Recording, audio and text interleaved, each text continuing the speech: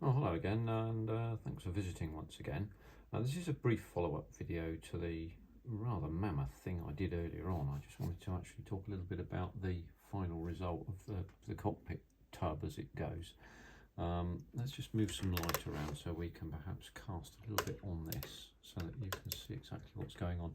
I finally managed to get this all together, and it's now glued across the bottom. Now, because of the fact that this is a very early cockpit without the bulletproof back, I'm now going to have to introduce some gap filling in here because there's a seam line there. I don't want that to be visible if people look back down through there, because even with this section in and with the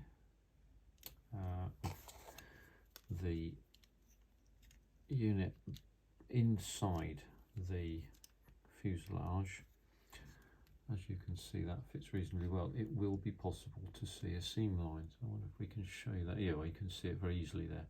So I'm going to have to make that disappear, and that's quite an important one to do there. This fits real nice, I think. It's very nicely done. Self-praise in some sense. That's not what I wanted to say, really. It's come out much better than I had expected. And if you look at the long video, and it is a long video, I'm afraid, so sorry about that, you'll see some of the problems I had with this, and maybe that will give you an idea of some of the difficulties. But there's only a couple of more things to put on. So there's this, I'll throw that on the floor again. There's this little section that goes in between these two formers here and here.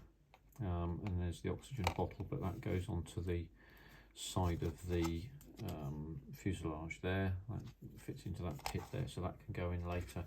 And then we're fuselage halves together at that stage.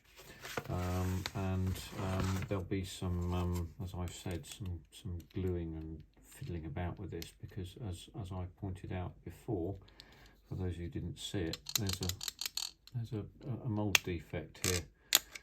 So one end or the other springs apart, but I'm pretty sure that we can make those those seam lines disappear, but also we can get that lot together and also deal with that little there we go, look, we can deal with that mould defect there, which I think is a short shot, and it occurs just forward of the vertical post that's connected onto the main spar of the tail fin.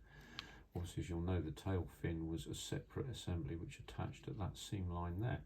So anyway, be that as it may, that's a quick update for you, just so that you know where we are with relation to this particular build. It's quite a nice little build. I think it's developing into quite a nice little aircraft, to be honest with you. The paints will be coming along fairly shortly. I'm going to use Tamiya acrylics thinned with Mr. Colour Leveling Thinner. And I think we should get a pretty good result. Anyway, that's that for now. It's a shorter video just to help you out, in case you didn't look at all of the longer one. Thanks very much. Cheers for now. Bye bye.